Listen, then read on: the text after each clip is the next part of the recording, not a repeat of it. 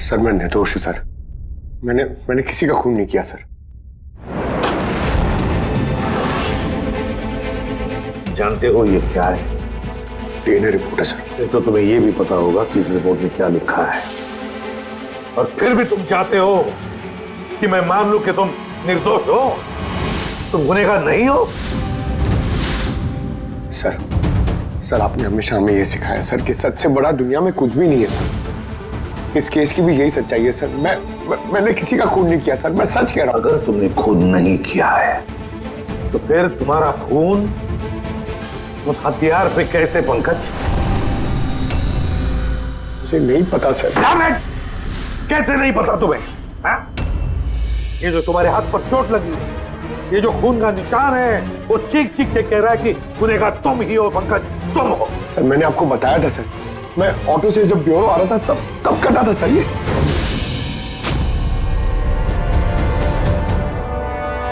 Sir ये भी हो सकता है कि कोई पंकज को फंसाने की कोशिश कर रहा हो। पंकज, इस आदमी ने तुम्हारा हाथ काटा था, शायद वही तुम्हारे खून का सैंपल लेके गया हो क्राइम सीन पे डालने के लिए। सर नहीं सर, सैंपल नहीं हो सकता उसके पास। उसने जैसे ही मेरा हाथ काटा था सर तो वो चला गया था और खून तुरंत नहीं आया था सर, थोड़ा टाइम लगा था। उसके पास मेरा सैंपल नहीं हो सकता सर। अगर तुम्हारा खून किसी ने नहीं लिया तो फिर तुम्हारा खून क्राइम सीन पर सिर्फ एक ही तरीके से जा सकता है पंकज, और वो भी तब जब तुम वहां खून करने गए थे तब। ये क्या बात हुई सर? सर अगर पंकज को झूठ बोलना होता, हमें गुमराह ही करना होता तो ये बोल सकता था कि इसका सैंपल कोई लेके चला गया है, मगर इसने सच बोला। इसका सच कोई मायने नहीं रखता क्या सर? हाँ अभिजीत, सच बहुत मायने रखता है, लेकिन फिलहाल इस केस का सच यही है कि इस खून का एक ही सस्पेक्ट है, और वो है पंकज।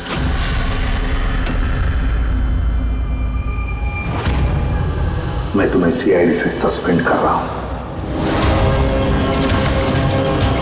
सर मेरा यकीन कीजिए सर, मैं सच कह रहा हूं। मैंने खून नहीं किया, मुझे मेरे पिताजी की कसम है सर। पंकज, तुम्हारी गन और बैच। सर एक बेटा अपने पिता के श्राद्ध के दिन उसकी झूठी कसम कैसे खा सकता है सर? मैंने तुमसे नहीं पूछा फ्रेडी। गन और बैच।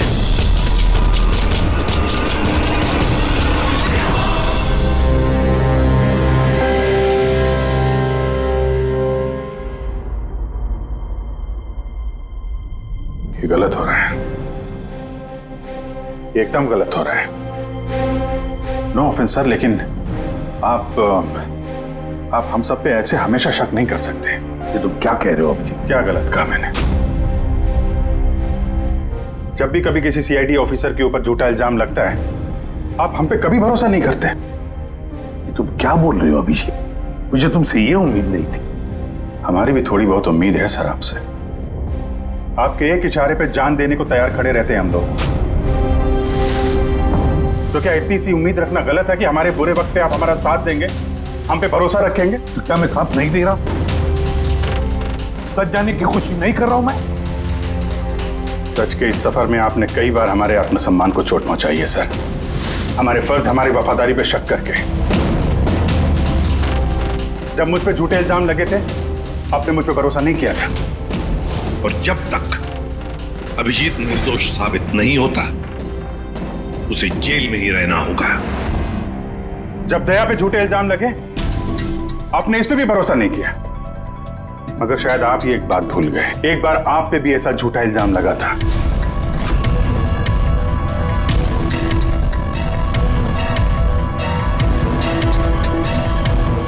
उस वक्त हम में से किसी ने भी आप पे शक नहीं किया था, बल्कि एक मजबूत दीवार बनकर सामने डटे खड़े रहे थे ताकि आपके ऊपर आंच ना आ सके। तो क्या आप वो हमारी हिम्मत, वो ताकत नहीं बन सकते सर? अभिजीत, मुजरिम से भी ज्यादा खतरनाक होता है एक इमोशनल सीआईडी ऑफिसर। तुम इमोशनल बन गए हो अभिजीत। मैं तुम्हें इस केस से हटा रहा हूं।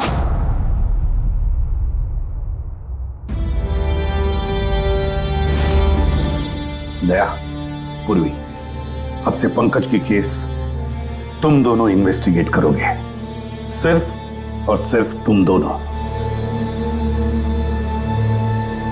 ठीक है सर।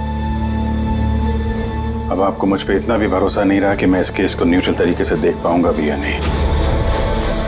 इतने साल की ड्यूटी का ऐसा मेडल तो किस्मत वालों को मिलता है। Thank you sir.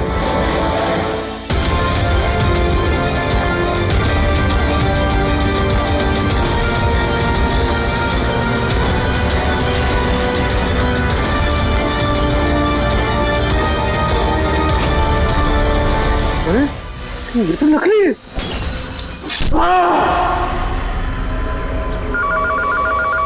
Hello, ACP Pradyuman है। कब? अच्छा, ठीक है।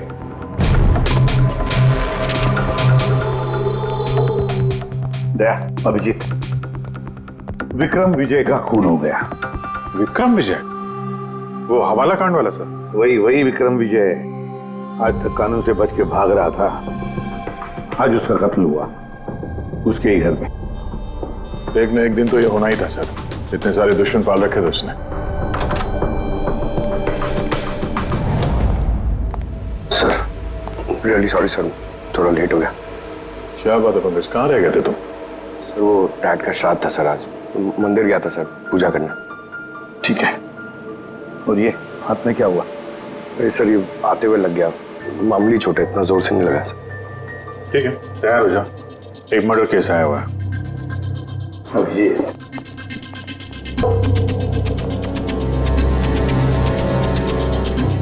इसका मर्डर हुआ है विक्रम विजय का।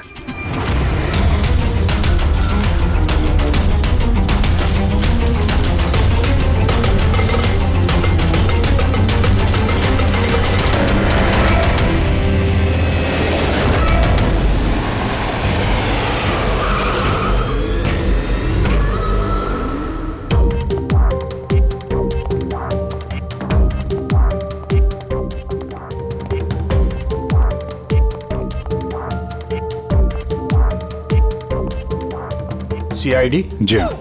सर मैं गोपाल हूँ, विक्रम सर का मैनेजर। ये तीनों कौन? ये मोहित, विशाल और ये राघव है। ये सर के सिक्योरिटी गार्ड्स हैं। और आप? ये विक्रम सर की वाइफ हैं, मधु मैडम, और बाकी सब स्टाफ है। बॉडी कहाँ है? सर बॉडी अंदर है। ये गर्दन पे वार किया है, अब पेट और छाती पे मारा है। वो नहीं पक्का करना चाहता था कि किसी भी तरीके से ये बचने ना पाए।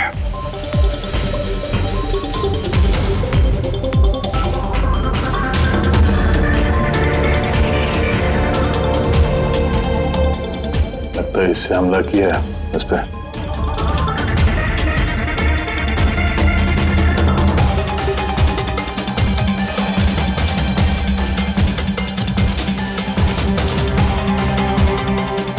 विक्रम के फोन पे आखिरी मैसेज किसी अननोन नंबर से आया। अपनी पीठ मेरी तरफ करके खड़े हो जाओ। पीठ मेरी तरफ मतलब वो आदमी इसको अपना चेहरा नहीं दिखाना चाहता था क्या?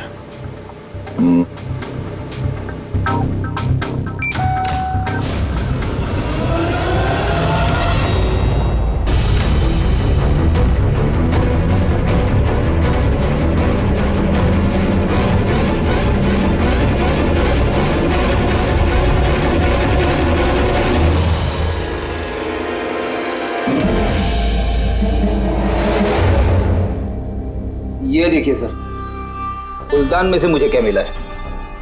Audio recording device. Audio recording device? इस कमरे में जो भी बात हो रही थी वो कोई सुन रहा था।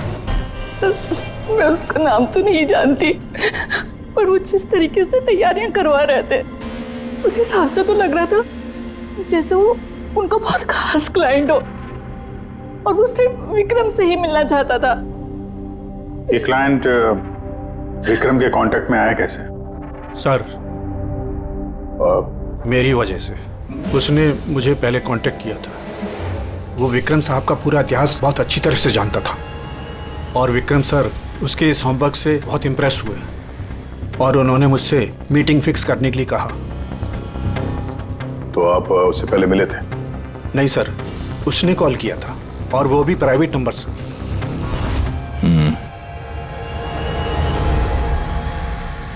तो आप लोगों ने मीटिंग से पहले पूरी तैयारी कर ली थी? हाँ जी सर। उस कमरे को अच्छी तरह से चेक कर लिया था? हाँ। तो फिर ये ऑडियो की रिकॉर्डिंग डिवाइस ये कमरे में कैसे पहुंची? सर ये कहाँ से आया? फ्लावर में। फ्लावर पॉट में? वो तो तूने चेक किया था ना मोहित? मैंने चेक किया था सर, लेकिन मुझे फ्लावर पॉट में दिखा नहीं था। दिखा नहीं था? जी नहीं। अच्छा, ऐसे कैसे दिखा नहीं था? ब्यूरो चल, वहां पे अच्छे अच्छे को दिखने लगता है।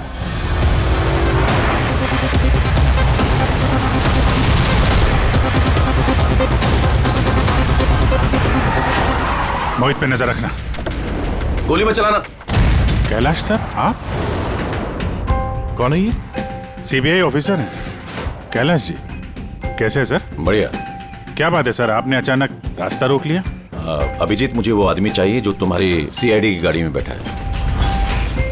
मोहित? वो हमारा मुजरिम है सर, हम उसे ब्यूरो ले जा रहे हैं इंटेरोगेट करने के लिए। नहीं अभिजीत, वो मुजरिम नहीं है, एक सीबीआई अफसर है। क्या करें आप? ये मोहित सीबीआई ऑफिसर है? मगर सर ये तो वो गार्ड की नौकरी कर रहा था विक्रम। क्या दिखावा? सच को छिपाने के लिए। कैसा सच? मोहित एक अंडरकवर है और मेरे कहने पर वहाँ ड्यूटी कर रहा था और मेरे कहने पे ही उसने विक्रम के वहाँ वो रिकॉर्डिंग डिवाइस लगाई थी और इसीलिए कुछ भी बताने से मना कर रहा था। ये अंडरकवर है, मर जाएगा मगर प्रोटोकॉल नहीं तोड़ेगा। नहीं ठीक है सर, वो एक्चुअली थोड़ी बहुत पूछताछ करनी पड़ेगी, खून का मामला है। जस्ट जनरल बातचीत। और हमें वो ऑडियो रिकॉर्डिंग मिल सकती है सर? हम जानना चाहते हैं कि खूनी और विक्रम के बीच क्या बात हुई थी। आप आ गए सर? मैं आप ही का इंतजार कर रहा था। आप देखिए वहां फाइल पड़ी है, उसमें पूरा फाइनेंशियल प्लान पड़ा हुआ है और मुझे पूरा यकीन है कि आपको बहुत पसंद आएगा। ये नोट तो नकली है। सर ऐसा लगता है कि विक्रम विजय खूनी को जानता है, इसलिए खूनी ने उसे अपना चेहरा देखने ही नहीं दिया। और जैसे ही विक्रम को पता चला कि जो पैसे उसे दिए गए हैं वो नकली हैं, खूनी ने उसे मार दिया और बैग लेके चला गया। तो काम करते हैं, इस मोहित से अंडरकवर कॉप से पूछताछ करते हैं। I'm sorry सर, ये केस अभी तक बंद नहीं हुआ है, इसलिए अगर मैं आप लोगों को कुछ भी और बताता हूँ तो वो प्रोटोकॉल का उल्लंघन होगा, विच आई डोंट वांट। देखो मोहित, मैं तुम्हारे प्रोटोकॉल की इज्जत करता हूँ, मगर कोई तो ऐसी चीज होगी ना जो तुम्हारी इन्वेस्टिगेशन के दौरान तुम्हें मिली हो, मगर तुम्हारे प्रोटोकॉल के दायरे में होने के बावजूद भी तुम हमें बता सकते हो। कुछ तो बताओ जिसके जरिए हम खूनी तक पहुंच सके। मैं आप लोगों को केवल इतना बता सकता हूँ कि पिछले काफ़ी सालों से सीबीआई इस विक्रम विजय के पीछे लगी हुई थी। आज से 15 साल पहले सन 2002 में सीबीआई ने एक अंडरकवर ऑफिसर को भी विक्रम विजय के पीछे लगाया था, कुछ खास सबूत इकट्ठा करने के लिए, लेकिन कुछ हासिल नहीं हुआ और अनफॉर्चुनेटली हमारे वो ऑफिसर मारे गए। एक मिनट, नाम क्या था इस ऑफिसर का? इंस्पेक्टर अधिराज।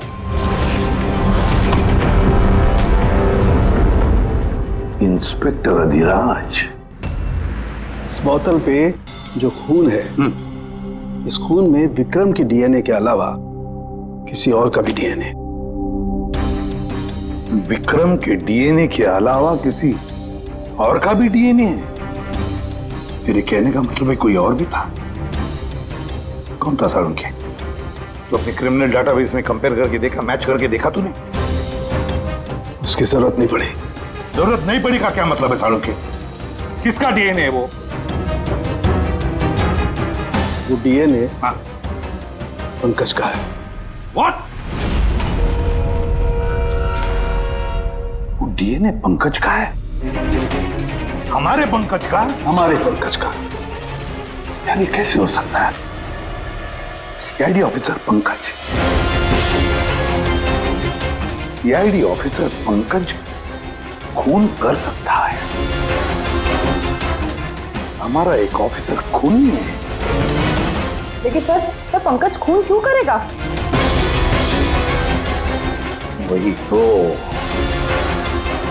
सीआईडी ऑफिसर खून क्यों करेगा? सर, विक्रम के घर से 1 किलोमीटर की दूरी पर पुलिस को एक लावारिस मोटरसाइकिल मिली है सर। किसकी मोटरसाइकिल है वो? सर वो पंकज की है।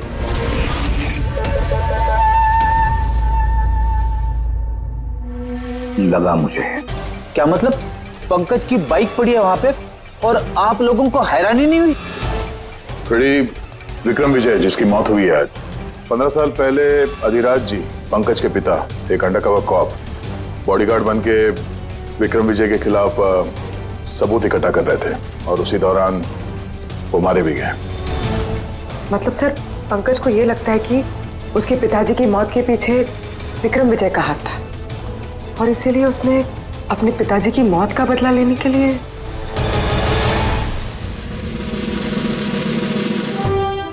पंकज कहाँ है?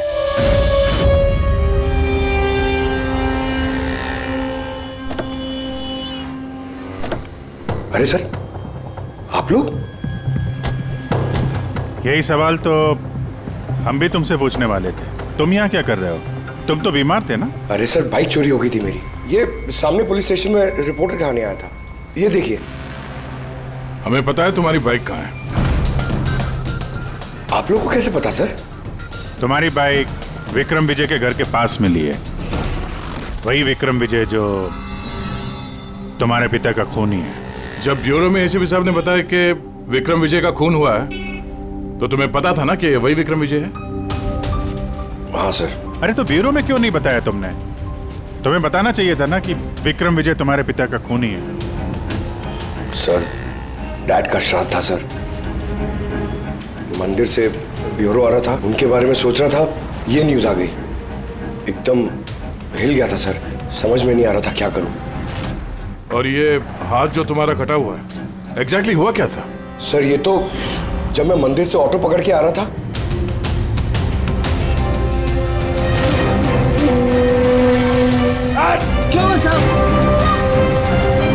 तो एक अनजान आदमी ये घाव देके चला गया, यूं ही बेवजह। सर, मैं जानता हूँ यकीन करना थोड़ा मुश्किल है, लेकिन सच यही है सर।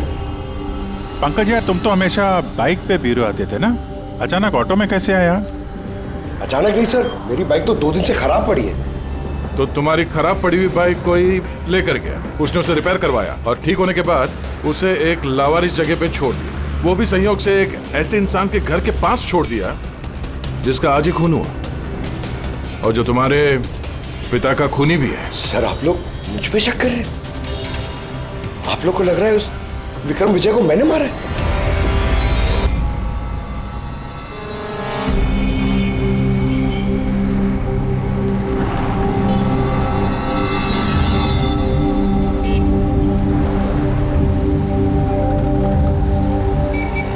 अगर ये पंकज अपने घर से विक्रम के घर पे गया होगा तो वो यहाँ इस जंक्शन से गुजरा होगा।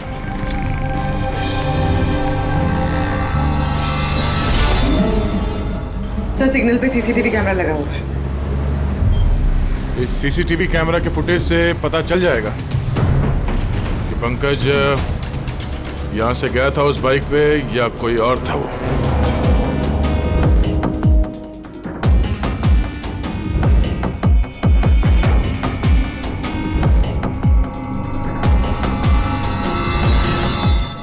एक मिनट रिवाइंड करना, पॉज कर।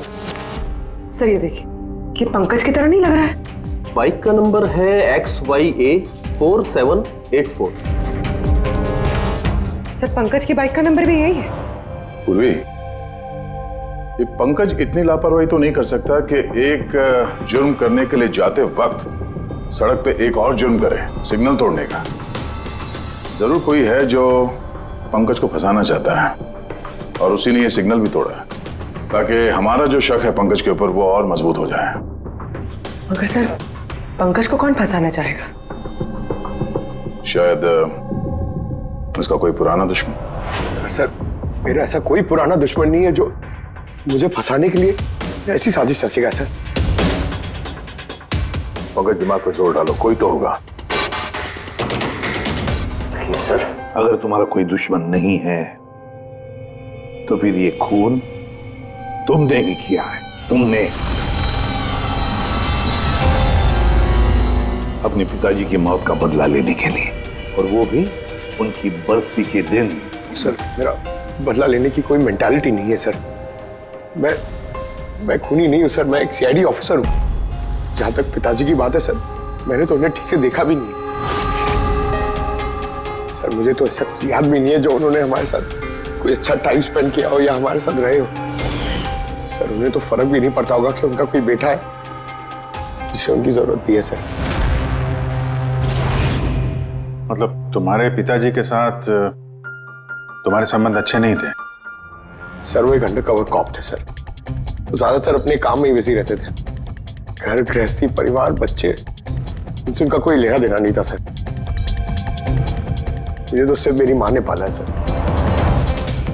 लेकिन फिर भी पंकज, तुम्हारी अपनी पिताजी के साथ कुछ ना कुछ तो यादें जुड़ी होंगी ना? कुछ भी? बस सर, थोड़ा सा याद है मुझे सर। मुझे मेले में ले जाते थे सर वो, मगर मेले में ले जाने से पहले सर वो मुझे हॉस्पिटल ले जाते थे हमेशा। हॉस्पिटल में? वो क्यों? शायद बचपन में वो बहुत बीमार रहता था और वो हॉस्पिटल ले जाते थे और मुझे बहुत दर्द होता था सर। दर्द?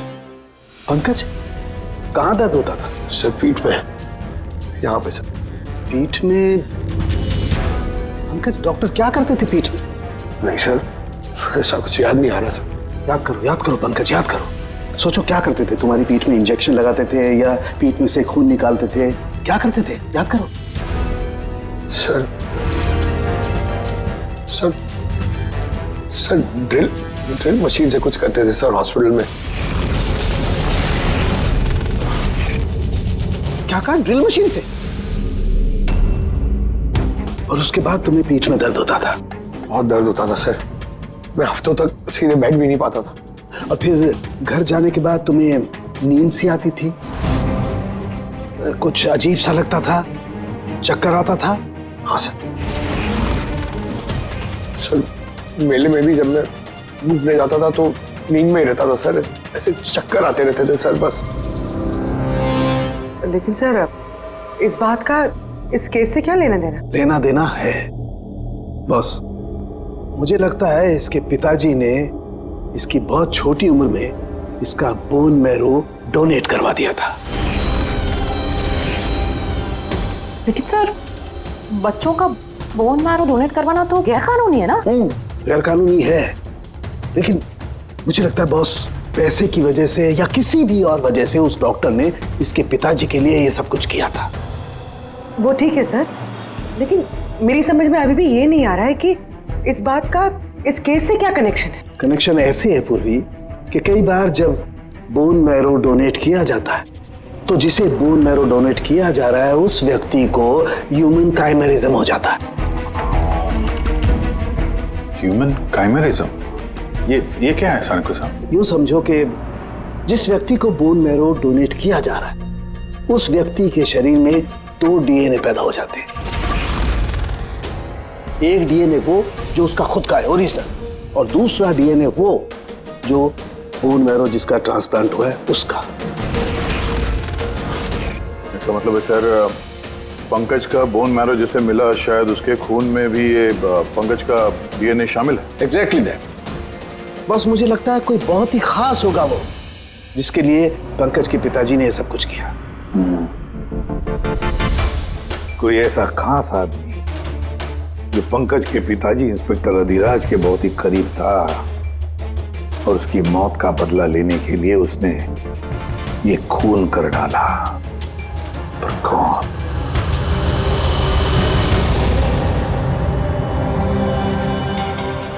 दया। Hi sir. Hello Abhijit. Hi Daya, कैसे हो? गुड। सॉरी, आपको यहाँ ऐसी जगह पे बुलाना पड़ा। अभिजीत, जो इन्फॉर्मेशन तुमको चाहिए थी वो ना तो सीआईडी ऑफिस में दी जा सकती थी और ना मेरे ऑफिस में। थैंक यू सर आपकी मदद के लिए। पंकज एक ईमानदार ऑफिसर है सर, और आपकी मदद से शायद हम उसकी बेगुनाही साबित कर पाए।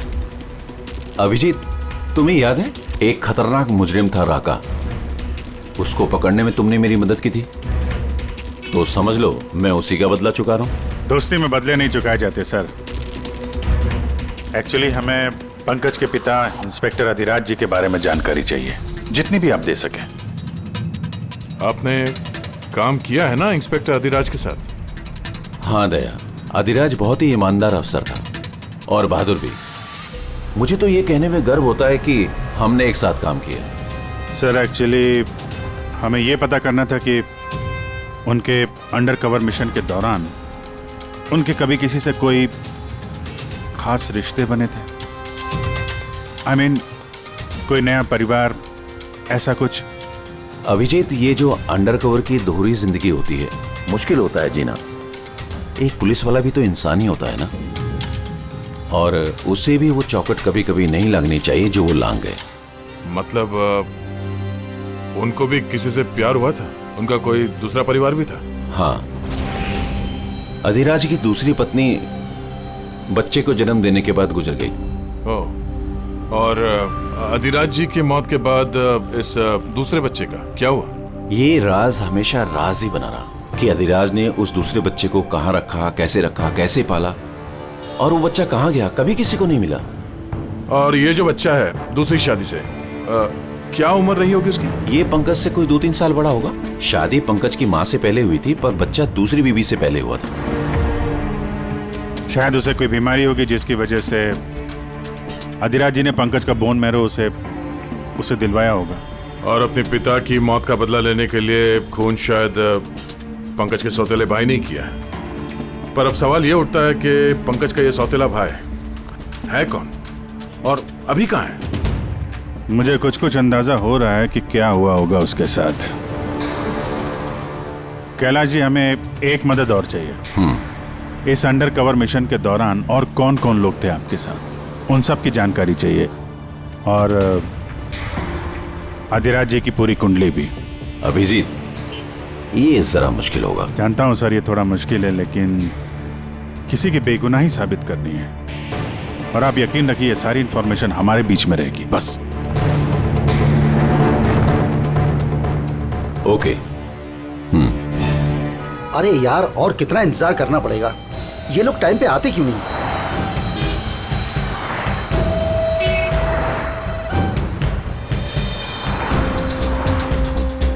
अरे यार, आधे घंटे से इंतजार कर रहा हूँ। अरे मुझे आज ही पूरा पैसा चाहिए। अरे मुझे निकलना है इस शहर से आज ही। तेरा हिसाब तो मैं आज, अभी और इसी वक्त चुकता कर दूंगा।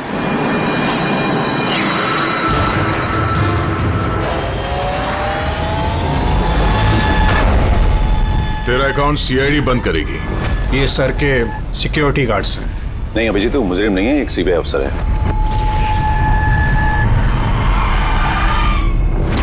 पिता के कर्ज को पूरा करना हर बेटे का धर्म होता है सर,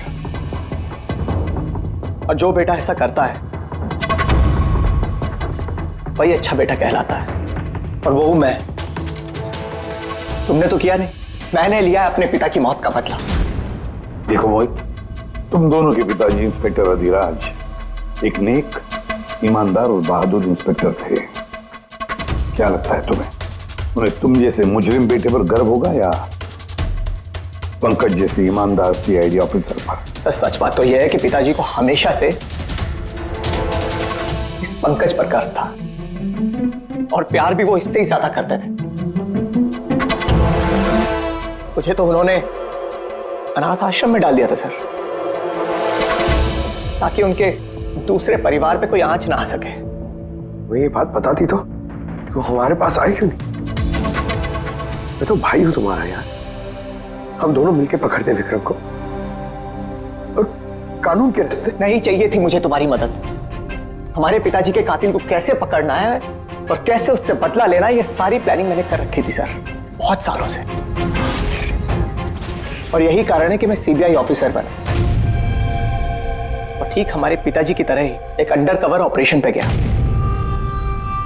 विक्रम विजय के खिलाफ।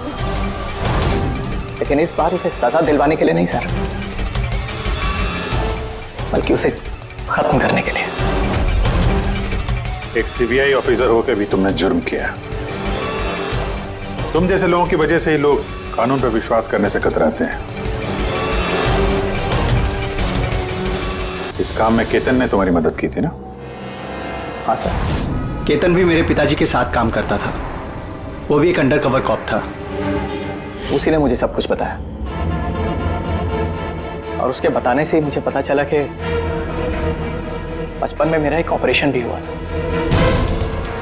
और जब तुम्हें पता चला कि तुम्हारे खून में 2 डीएनए, एक तुम्हारा दूसरा मेरा, तो तुमने खून करके मुझे ही फंसा दिया। हाँ,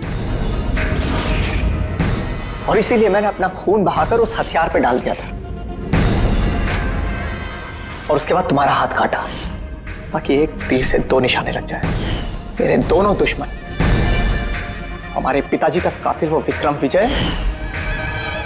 हेलो कैलाश सर, सर मैंने विक्रम विजय के रूम में ऑडियो डिवाइस लगा दिया।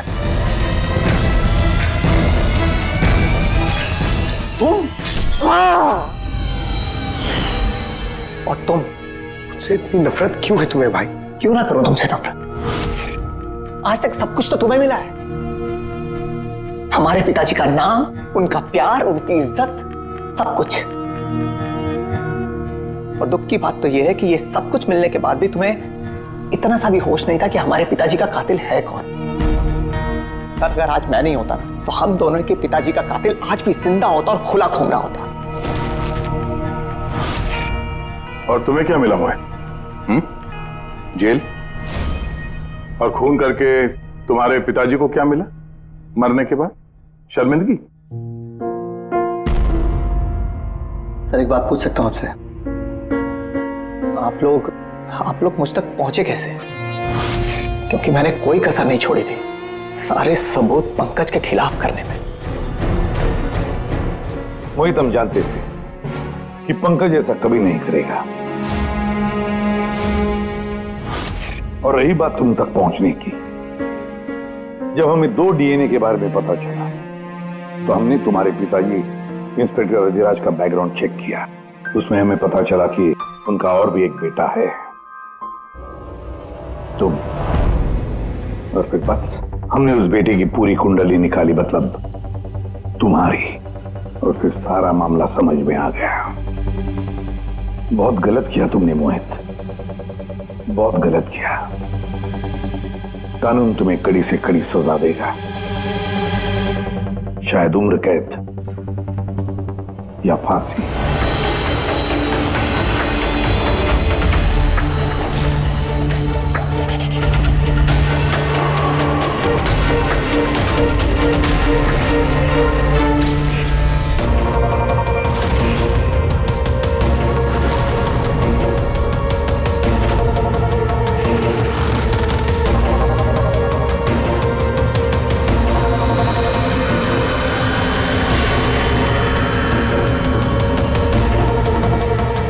संजना प्रकाश को किसी ने मारा, 16 में छुपाया। सर हम तीनों के घरों में एक ही मैसेज है। समझ में नहीं आ रहा किसी ने मजाक किया है या फिर सचमुच कोई मदद मांग रहा है। नहीं यार, मजाक तो नहीं लग रहा है। सर मजाक में कोई इतना जोखिम क्यों उठाएगा? ऐसा लगता है कोई हमसे मदद मांगने की कोशिश कर रहा है। हाँ वैसे ही होगा, वरना कोई हिम्मत क्यों करेगा हमारे तीनों के घरों में घुसकर ये सब लिखने की, और वो भी रात को। सर इस मैसेज से एक बात तो साफ है कि किसी ने इस संजना प्रकाश का खून किया है। लेकिन ये 16 का क्या चक्कर है? सर शहर में न जाने कितनी संजना प्रकाश होंगी, पता नहीं किसकी बात कर रहा था वो। है कौन ये? दया? ये क्या चक्कर है? ये टायर का निशान लगता है। पहले तो नहीं था। बाइक का तो नहीं लगता। बाइक का नहीं तो फिर साइकिल का होगा। आजकल साइकिल के भी टायर काफी चौड़े आते हैं। कहीं ऐसा तो नहीं कि अंदर दीवार पे जिसने वो मैसेज लिखा ये उसी का है? कोई साइकिल पे आता है, हमारे घरों में घुसता है और मैसेज लिख के जाता है। पता लगाना पड़ेगा ये साइकिल वाला है कौन।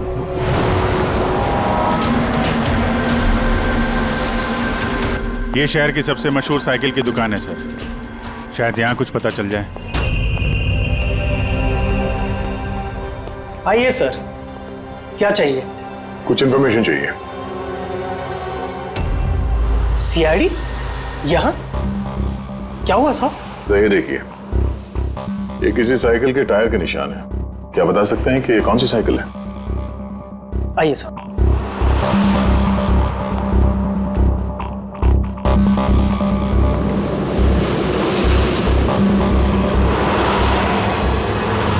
ये रही वो साइकिल, JBR X100।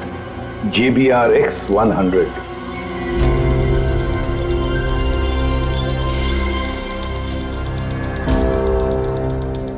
ये देखिए सर, मैं तो पहले ही पहचान गया। क्या बता सकते हैं ये ऐसी साइकिल कौन खरीदता है? मेरा मतलब है किसके पास हो सकती है ऐसी साइकिल? ये बता पाना तो नामुमकिन है सर, क्योंकि JBR की ये साइकिल इस वक्त काफी फैशन में है। हर हफ्ते कम से कम 50 पीस तो मेरी हर दुकान की ब्रांच से बिकती है। अच्छा। शहर में अनगिनत पीसेस होंगे, उनमें से इस साइकिल के मालिक का पता कैसे चल पाएगा सर? ये हाईटेक साइकिल है। 21 गियर ना? जी। Shock absorber, latest design. कीमत भी अच्छी खासी होगी इसकी तो। कीमत 30,000 रुपए से शुरू है। मतलब ये जो कोई भी है वो अच्छे खासे, मतलब अमीर घर का ही होगा। चलो देखते हैं। Thank you very much.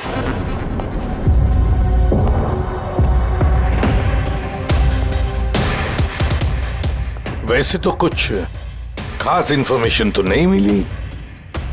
लगता है इन्वेस्टिगेशन कुछ थोड़े अलग तरीके से करना पड़ेगा। संजना और 16। संजना तो समझ में आ रहा है, पर ये 16 क्या है?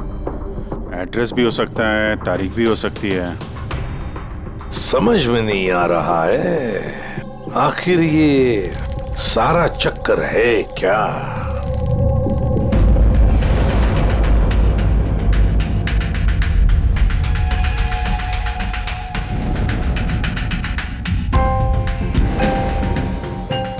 सर, जिस तरह से ये मैसेज लिखा है, ये 16 कोई तारीख तो नहीं है।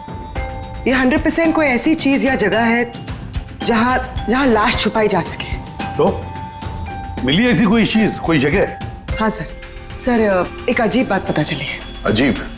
हाँ सर, एक पेड़ है जिसे आदिवासी भाषा में 16 कहते हैं। पेड़? तुम्हारा मतलब है झाड़, ट्री? हाँ सर। मतलब पेड़ के अंदर लाश है? सर, इंटरेस्टिंग बात यह है कि ये पेड़ दुर्लभ प्रजाति का है, लेकिन महाराष्ट्र और आसपास के जंगलों में ये पेड़ काफी मात्रा में पाए जाते हैं। तो फिर इन पेड़ों में लाश ढूंढने की तैयारी करनी पड़ेगी हमें। सर, हाँ सर, सारे डेटाबेस चेक किए हैं। पूरे प्रदेश में 53 संजना प्रकाश हैं। उनमें से 13 ग्रेटर मुंबई इलाके में और 8 शहर में।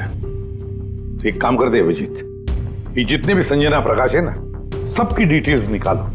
हो सकता है उनमें से किसी एक संजना प्रकाश की मिसिंग पर्सन में रिपोर्ट दर्ज की गई हो किसी पुलिस स्टेशन में। यस।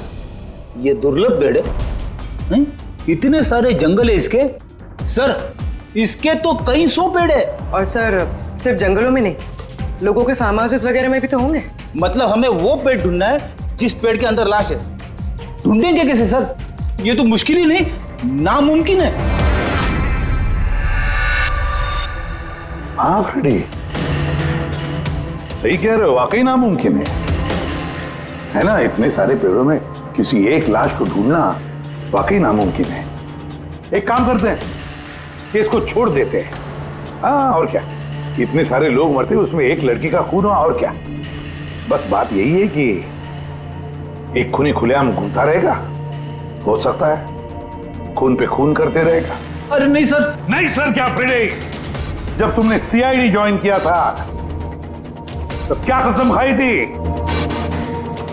कानून की रक्षा करने की कसम खाई थी, लोगों को इंसाफ देने की कसम खाई थी। तो फिर नामुमकिन शब्द तुम्हारे मुंह से निकला कैसे? यह मुश्किल, नामुमकिन, ये शब्द अपनी डिक्शनरी से निकाल दो, समझे?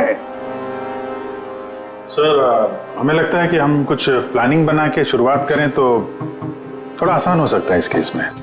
हाँ सर, ये 16 पेड़ जिस एरिया में है वहाँ तलाशी लेते हैं। सबसे पहले वो एरिया में जो शहर में आते हैं। एक काम करते हैं, फॉरेस्ट डिपार्टमेंट की भी मदद लेते हैं। हम लोग अलग अलग ग्रुप्स बनाकर सर्च ऑपरेशन करेंगे। यहाँ से शुरू करेंगे, फिर यहाँ इस तरफ आगे बढ़ेंगे, फिर यहाँ, फिर यहाँ। वैसे एक एक पेड़ को चेक करने में लगभग कितना टाइम लग सकता है? कई दिन लग सकते हैं या कई हफ्ते भी लग सकते हैं। कोई चमत्कार हुआ तो ये काम जल्दी होगा।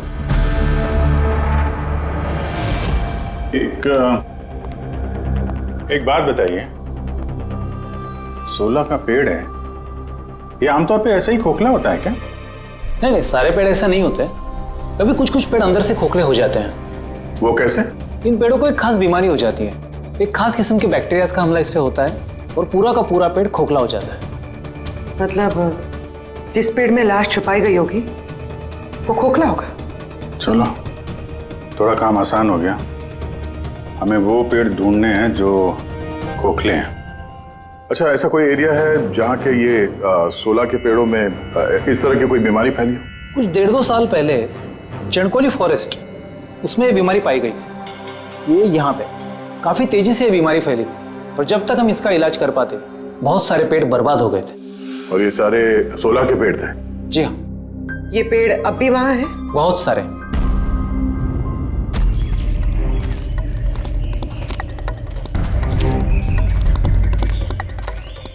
सर यही वो जगह है। यहाँ से हम लोग अलग अलग ग्रुप में डिवाइड हो जाएंगे और फिर सर्च करेंगे।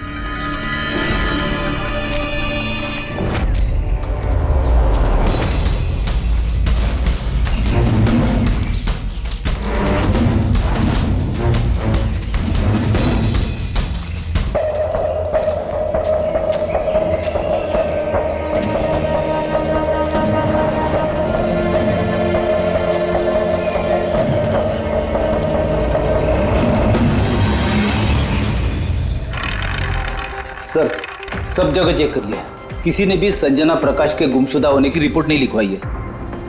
और शहर में जो 8 संजना प्रकाश है उनका क्या? वो सब तो सही सलामत है सर, मैंने सबको चेक कर लिया है। कहीं कोई गड़बड़ तो नहीं? एक गड़बड़ है सर। मैं जब अलग अलग पुलिस स्टेशन में संजना प्रकाश के गुमशुदा होने की रिपोर्ट देख रहा था तब मुझे एक बड़ी अजीब बात पता चली है। क्या अजीब बात? जल्दी बताओ। सर ये जो गुमनाम मैसेज मिला है ना, वो सिर्फ हमें नहीं मिला है, बल्कि पिछले कुछ महीनों में 4 अलग अलग पुलिस स्टेशन में किसी ने बिल्कुल वैसा ही एक गुमनाम मैसेज भेजा है। मुंबई, नासिक, पुणे, लोनावाला। बस तो फिर उन चारों पुलिस स्टेशन में से हम पता लगाएंगे उस गुमनाम मैसेज भेजने वाले के बारे में।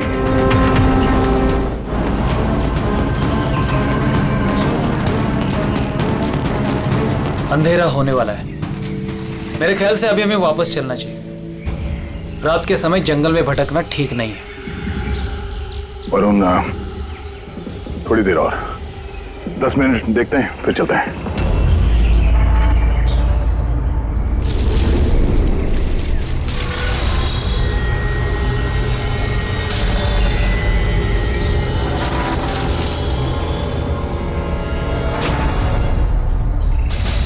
लगता है यहाँ पे कुछ है। ये पत्ते निकालो, साफ करो इसे, जल्दी साफ करो। हाँ विजीत, यहाँ पे एक पेड़ मिला है, लगता है उसके अंदर कुछ है।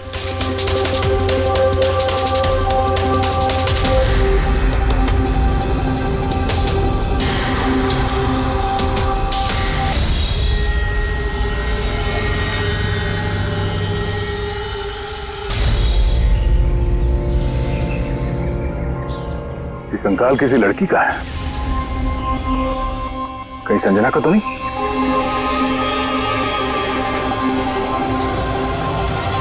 हाँ सर, बिल्कुल ऐसा ही मैसेज हमें भी मिला था कुछ टाइम पहले। देखो जरा कौन है। सब ये देखे। संजना को किसने मारा? 16 में छुपाया? सर हमें लगा कोई मजाक कर रहा है, मोहल्ले के बच्चे वगैरह, इसलिए सच्चाई का पता लगाना जरूरी नहीं समझा आप लोगों ने। कैसे पता लगाते सर? ना कोई लीड थी, ना कोई संजना नाम की लड़की की मिसिंग रिपोर्ट, ना कोई लावारिश लाश, तो फिर सर लीड तो नहीं, पर मैंने अपने लेवल पे इन्वेस्टिगेट जरूर किया था, पर ना ही मैसेज भेजने वाले का कोई पता मिला और ना ही खून या अपहरण हुआ हो, लिहाजा मुझे इसे मजाक मानकर छोड़ देना पड़ा। यह है वो मैसेज जो मुझे पुलिस स्टेशन की दीवारों पर लिखा मिला। बिल्कुल यही लिखावट है, हमें भी ठीक ऐसे ही मैसेज मिला था। पिछले कुछ महीनों में 4 अलग अलग पुलिस थाने में और हमारे घरों में ये मैसेज देने वाला मजाक तो नहीं कर रहा होगा। सर, ये जो चारों शहर है, मुंबई, नासिक, पुणे, लोनावला, ये आपस में सैकड़ों किलोमीटर दूर है सर। मैसेज भेजने वाला सिर्फ मैसेज भेजने तो ये चारों शहर नहीं जाएगा सर। मुझे ऐसा लगता है कि उसका इन चारों शहर से कोई कनेक्शन है। सर, उस लड़की का खून चाकू मार के किया था और कंकाल के बोन डेंसिटी से ये पता चलता है कि मरते वक्त उस लड़की की उम्र करीब 20 साल के आसपास रही होगी। करीब 20 साल के आसपास।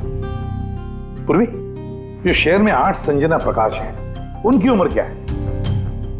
सर पहली की उम्र है 67, 43, 52, 21, 33, 39, 23 और 29। 21 साल और 30 साल। ये 21 साल वाली और 30 साल वाली जो संजना प्रकाश हैं, उनके बारे में फिर से पता करो। एक बात समझ में नहीं आ रहा है संजना जी, ये आपके आधार कार्ड और लाइसेंस में जो डेट है, ये तो अभी हाल में ही बने ये कार्ड तो। एक्चुअली सर, यू नो, मैं बचपन से ही अब्रॉड रहती थी, तो मेरे पास सारे आईडी प्रूफ्स वहीं के थे, और अब तो मैं इंडिया आई हूँ, तो मुझे यहाँ के प्रूफ भी चाहिए, सो यहाँ सब प्रूफ बनवा लिए।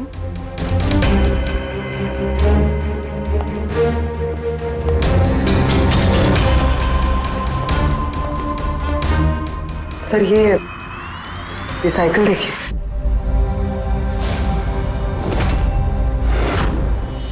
ये कौन है?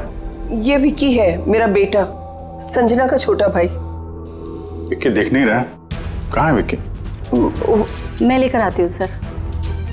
सर आप लोगों से एक रिक्वेस्ट है, विक्की से थोड़ा कम सवाल जवाब कीजिएगा। क्या है ना, वो अजनबी लोगों से डर जाता है, उसे ऑटिज्म है।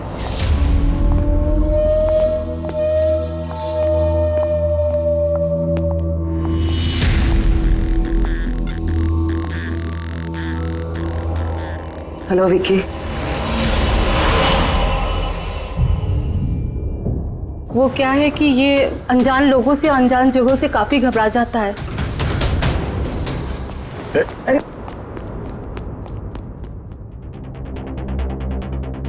ये विक्की सबसे ज्यादा करीब किसके है?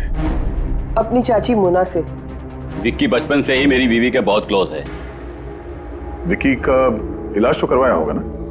इलाज तो करवाया है, लेकिन और स्पेशल स्कूल में भी ट्राई किया, लेकिन कोई फर्क नहीं पड़ा, वो एडजस्ट ही नहीं हो पा रहा था। हाँ सर, हमने मुंबई, पुणे, लोनावला, यहाँ तक के नासिक में भी ट्राई किया, लेकिन कोई फायदा नहीं हुआ। अभिजीत, ये तो वही जगहों का नाम ले रहा है जहाँ जहाँ संजना के कत्ल का मैसेज मिला है। आप कौन है? सर ये मेरा बेटा समीर है। वो स्कूल से भी भाग जाता था, इसलिए हमने उस पे ट्रैकर लगवाया था कि कहीं चला जाए या गुम हो जाए तो हम उसे वापस घर ला सके। आप लोग विक्की के बारे में और हम सब के बारे में इतने सवाल क्यों पूछ रहे हैं? वो एक केस के सिलसिले में इस एरिया में जितने परिवार हैं, हम उनसे पूछताछ कर रहे हैं, पर आप लोगों को घबराने की कोई बात नहीं है। आप लोगों से बात करके ऐसा लग रहा है कि इस केस से आप लोगों का कोई लेना देना है ही नहीं। Anyways, thank you. Thank you. Thank you.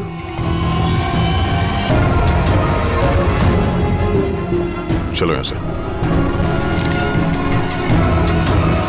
Sanjana कुछ ठीक नहीं लग रही, पता करना पड़ेगा। सर, ये एज प्रोग्रेशन सॉफ्टवेयर है। इसकी मदद से हम ये पता लगा सकते हैं कि ये 5 साल की बच्ची 22-23 साल में कैसे दिखेगी। सर, ये देखिए।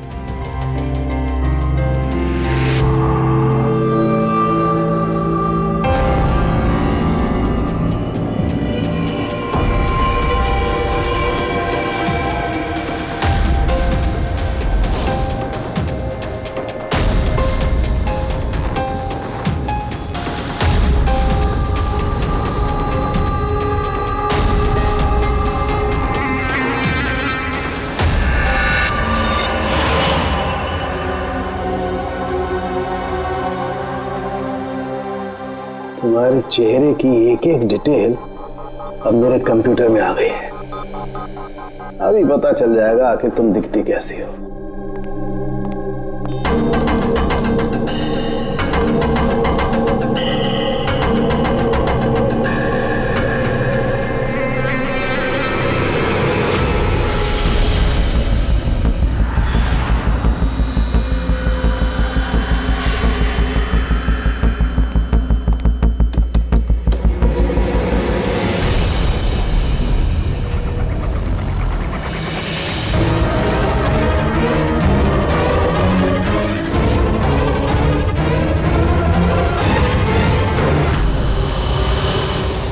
ये तो कोई और है सर। अभिजीत, ये असली संजना प्रकाश है। हमें जो मिली वो कोई और है। तेरे कातिल ने संजना को मार के उसकी जगह पे किसी और को संजना बना के प्लान किया। संजना प्रकाश। ये नाटक ज्यादा दिन तक नहीं चल पाएगा। सीआईडी वाले घर तक आ गए थे। कल को वो लोग कुछ भी कर लेंगे तो, और उनको थोड़ा सा भी शक गया ना तो मैं फंस जाऊंगी ना। तुमने इस बारे में किसी को बताया तो नहीं? नहीं, मैंने किसी को कुछ नहीं बताया है, लेकिन मैं ये सब नहीं कर सकती ज्यादा दिन। मुझे बहुत डर लग रहा है और मुझे यहाँ से जाना है बस। ठीक है, रिलैक्स। अपने घर में बोलो कि तुम एक ट्रिप पे जा रही हो और अपना सामान लेकर निकल जाओ कहीं बाहर। पर मैं जाऊंगी कहाँ? वो तो मुझ पर छोड़ो। अपना सामान पैक करो और उसी जगह पर मिलो ठीक 4 बजे। ठीक है।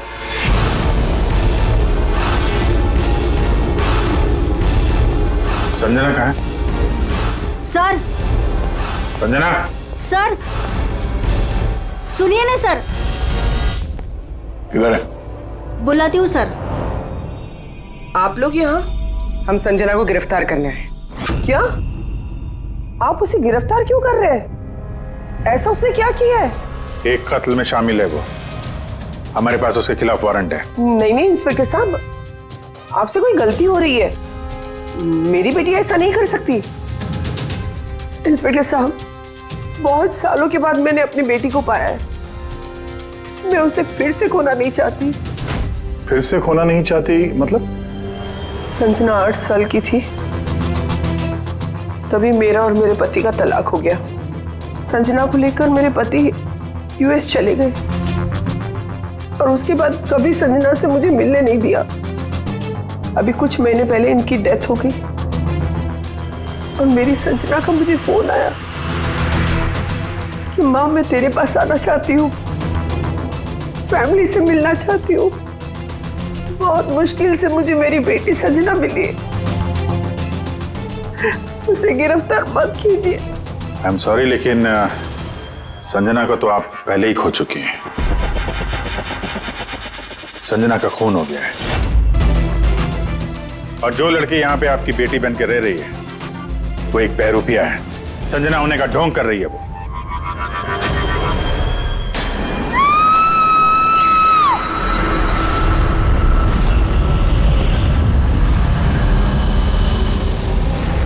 हटी हटी, चलिए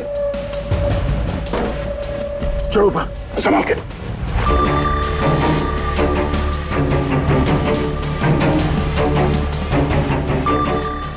She's dead. Oh no.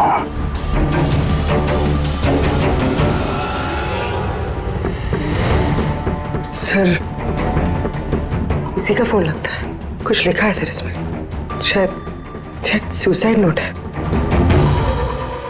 मैं असली संजना को मार के उसकी जगह लेना चाहती थी, ताकि ऐशो आराम से जी सकूं। संजना को मार के उसकी मौत के बोझ के तले जीना मुश्किल हो रहा था, इसलिए अपनी जान दे रही हूँ। रेडी पंकज, लाश को फॉरेंसिक लैब भेजने का इंतजाम करो और यहाँ पे जितने भी लोग हैं उन सब की डिटेल्स ले लो, कौन किस वक्त कहाँ पर था। नहीं नहीं नहीं, ये सही नहीं है। इसने आत्महत्या तभी क्यों की जब हम इसे गिरफ्तार करने इसके घर में आए। अचानक जमीन जग गया क्या इसका? सर, इसमें ये लड़की अकेली नहीं है, परिवार का कोई और सदस्य भी शामिल है और भांडा फूटने के डर से उसने इसे रास्ते से हटा दिया। आप उस वक्त कहाँ थे? सर मैं रूम में बैठा था, आवाज सुनकर ही आया। और आप? सर मैं बाहर था, आवाज सुनकर यहाँ पर आया। सर उन मैसेजेस की लिखावट और विकी की लिखावट एक ही है, मैंने मैच की है। और उसके पास वही साइकिल है, JBR 1000, और उसका उन चारों शहरों से भी संबंध है जहां मैसेजेस पुलिस को दिए गए हैं। सर, आई थिंक इतना सबूत काफी है ये साबित करने के लिए कि वो मैसेजेस विकी ने ही भेजे।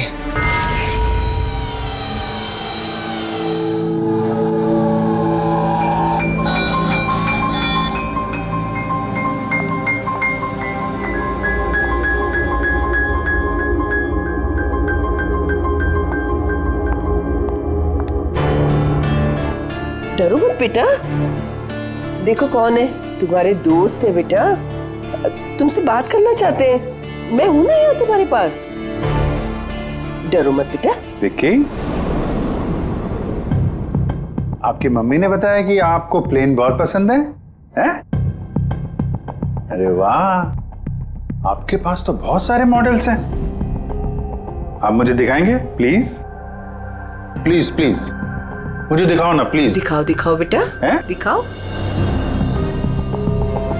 ये वाला।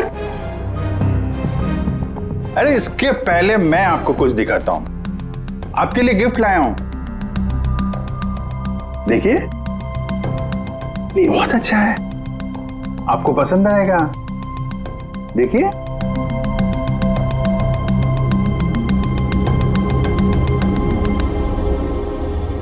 Wow, vintage plane. मैं ना बड़ा होके पायलट बनूंगा, ये सब प्लेन उड़ाऊंगा। वाह, ये सारे प्लेन उड़ाऊंगा। मुझे भी बैठाओगे? पक्का पक्का। अरे वाह, अरे सुनो, मेरा एक दोस्त है, रियल में पायलट है, आप चाहो तो मैं उससे बात कर लेता हूँ, आप उसके साथ प्लेन में घूमना है, मम्मी को भी साथ में ले जाना, क्या बोलते हो? क्या बात है यार। अच्छा सुनो, एक बात बताओ, संजना दीदी के बारे में आपको कैसे पता चला? अरे विक्की, ये क्या बात हुई यार, हम लोग फ्रेंड है भाई, हमसे क्या छुपाना है? देखो मैं पुलिस हूं, आप तो खुद बताना चाहते थे ना संजना दीदी के बारे में, हैं? प्लीज बताओ कैसे पता चला? कुछ नहीं पहले मैं रात को किसी को जरा सा भी शक नहीं हुआ कि मैं असली संजना नहीं, नकली संजना हूँ। अब असली संजना की लाश हमेशा के लिए 16 में छिपी रहेगी। हम यहाँ ऐश करेंगे।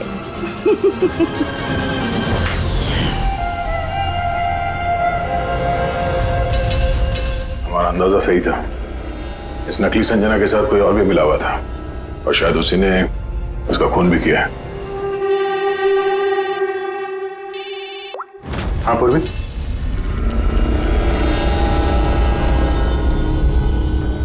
कहाँ पे? ओके ओके, इस नकली संजना के बारे में एक लीड मिल गई है। इसके फोन में एक सीक्रेट बैंक अकाउंट मिला है, इसमें इसका असली नाम है नैना, और इसी अकाउंट से ये हर महीने किसी को पैसे भेजा करती थी नागपुर में। नैना हमारी बेटी है सर, पेशे से एक एक्ट्रेस है, लेकिन एक असाइनमेंट के सिलसिले में वो मुंबई में रह रही है। लेकिन आप ऐसा क्यों पूछ रहे हैं? क्या हुआ है उसे? वो ठीक तो है ना? जी नहीं, ठीक नहीं है। नैना की मौत हो गई है। क्या? नहीं, वो नहीं मर सकती है।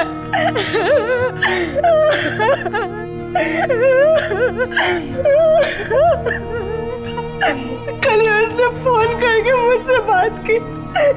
नहीं, उसकी मौत नहीं हो सकती, उसकी मौत। हमें शक है कि किसी ने उसका खून किया है। शायद उसने जिसके लिए वो काम करती थी। मैम प्लीज प्लीज मैम संभालिए। नैना को हम लोग वापस नहीं ला सकते, लेकिन उसके कातिल को पकड़ के उसको इंसाफ दिला सकते हैं। प्लीज संभालिए अपने आप को। किसके लिए काम करती थी वो? मुझे ज्यादा कुछ नहीं मालूम है। उसे एक अच्छा ऑफर आया था, काफी खुश थी वो। बोली माँ बहुत अच्छा रोल है। जॉब का ऑफर मुंबई से आया था।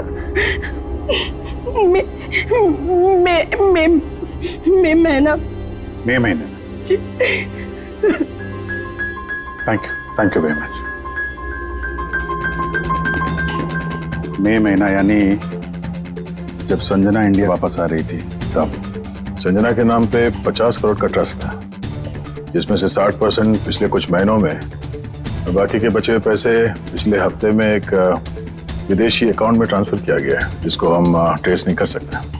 यानी किसी ने नैना को अपने काम के लिए इस्तेमाल किया और काम खत्म होते ही रास्ते से हटा दिया। पर कौन? ये राज तो नैना के साथ ही खत्म हो गया। शायद नहीं, मेरे पास एक प्लान है। संजना का खून हुआ है, ये सच तो नैना ने कबूल कर ही लिया था, लेकिन उसका कातिल अभी भी खुला घूम रहा है। और वो कातिल इसी घर का कोई सदस्य है। लेकिन ज्यादा देर तक बचेगा नहीं, क्योंकि उसको पकड़ने के लिए हमारे पास एक प्लान है और विकी की मदद से हमारा ये प्लान पूरा हो सकता है। विकी ने हमें इस कत्ल के बारे में बताया था, यानी कातिल के बारे में उसे जरूर कुछ मालूम है, पर वो बता नहीं पा रहा है। अगर कोई बच्चा बुरी, डरावनी या खतरनाक चीज देख लेता है तो शॉक या स्ट्रेस से बचने के लिए उनका दिमाग उस बात को एक कोने में ब्लॉक कर देता है। उन्हें वो बात याद तो होती है, लेकिन पूरी तरह से नहीं। विकी के साथ भी ऐसे ही हुआ, इसलिए वो हम तक वो मैसेज पहुंचा तो पाया, लेकिन और डिटेल्स नहीं दे पाया। इसीलिए हमने दिल्ली से एक ऑटिज्म स्पेशलिस्ट को बुलाया है, जो एक यंत्र और एक खास तकनीक ब्रेन पैटर्न रीडिंग के जरिए ऐसे बच्चों के दिमाग में जो चीज छुपी होती है उसको पढ़ लेती है। हम उसके सर पे एक खास डिवाइस पहनाएंगे और बाद में उसे अलग अलग हर किसी की तस्वीरें दिखाएंगे। पहचान, याददाश्त और ऐसी सारी जानकारियां दिमाग के अलग अलग कोने में स्टोर होती है। और तस्वीरें देखने के बाद उस डिवाइस में एक लाइट जलेगी और जिस तस्वीर को देखने के बाद दिमाग के अलग अलग हिस्सों में लाइट जली या फिर EEG यानी इलेक्ट्रोएन्सेफेलोग्राम ऊपर नीचे हुआ, तो उससे पता चल जाएगा कि यही वो कातिल है जिसको विकी ने देखा था। मोना चाची, विकी बाबा अपने कमरे में नहीं है। क्या? विकी बाबा अपने कमरे में नहीं है। कहाँ गया? कहाँ गया? पता नहीं। क्या हो गया उसे? कुछ भी करके उसे ढूंढ के लाइए, कुछ भी कीजिए आप। वो स्कूल से भी भाग जाता था, इसलिए हमने उस पे ट्रैकर लगवाया था। अगर ट्रैकर लगा है तो उसे ट्रैक कर सकते हैं ना हम लोग। हाँ, एक मिनट।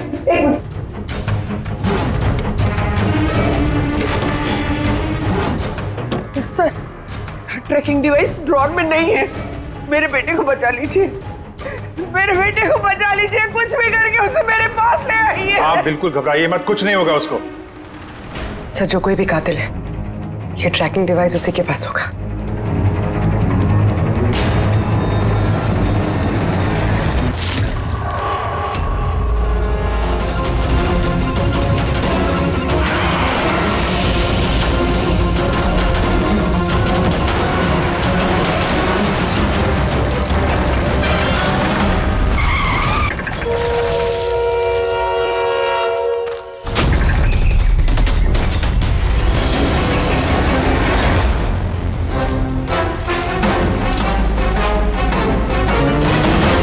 तू विकी नहीं है? तो विकी कहाँ है?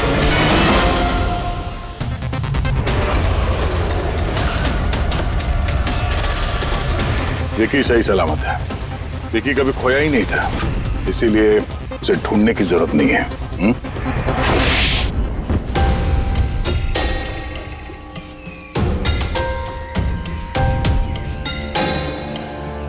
तू तो चूजा है मोहरा, असली खिलाड़ी कौन है ये बता। ये कातिल तक पहुंचने की हमारी चाल थी जो कामयाब रही। तो बस अब यही एक तरीका है कातिल तक पहुंचने का। पहले विकी के जरिए उस तक पहुंचने की बात करें और फिर विकी के गायब होने की खबर देंगे। कातिल डरा हुआ होगा, इसलिए ट्रैकिंग डिवाइस की मदद लेके वो विकी को ढूंढने की कोशिश करेगा, लेकिन वो विकी नहीं होगा, हमारा कोई आदमी होगा। ठीक है? ठीक है। इस प्लान की मदद से हमें कातिल तो मिल गया, लेकिन वो तो सिर्फ एक मोहरा था। असली मास्टरमाइंड कोई और ही है, और वो यही है, इसी कमरे में।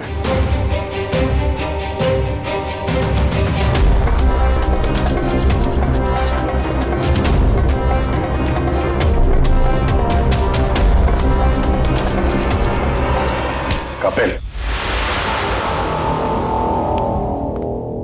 क्या प्लान बनाया है तुमने?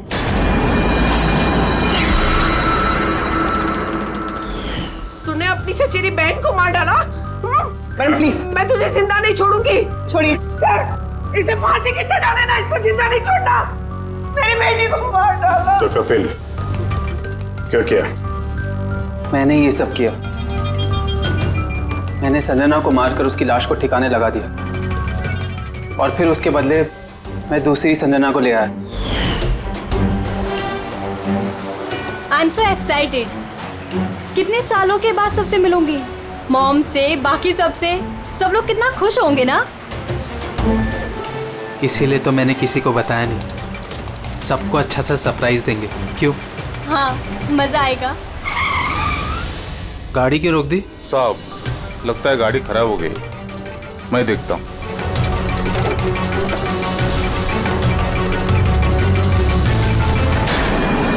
भाई, अभी कितनी दूर है घर यहाँ से?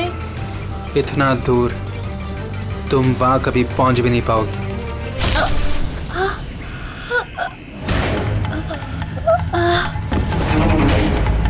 उसके बाद हमने संजना की लाश को सोला के पेड़ में छुपा दिया। फिर नैना जो एक एक्ट्रेस है, उसे मैं संजना के बदले इस घर में ले आया ताकि संजना के नाम पर जो लाखों का ट्रस्ट है वो हमें मिल जाए। और पैसे ही नहीं, बल्कि संजना के आने से पहले जो एस्टेट था वो हमारे नाम पर था। लेकिन जैसे ही संजना आई, हमारा हिस्सा कम हो गया। इसीलिए सर मैंने प्लान बनाया। सर सब कुछ ठीक चल रहा था, लेकिन जैसे ही आप लोग आए, नैना घबरा गई। मुझे लगा कि कहीं वो कुछ गड़बड़ ना कर दे, इसलिए मैंने नैना को भी मार दिया।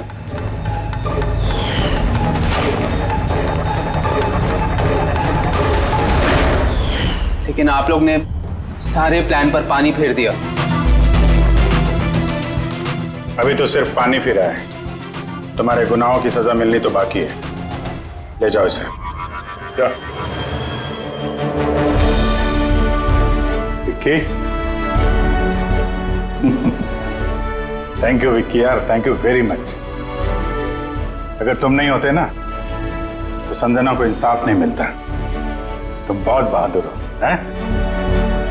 Thank you very much.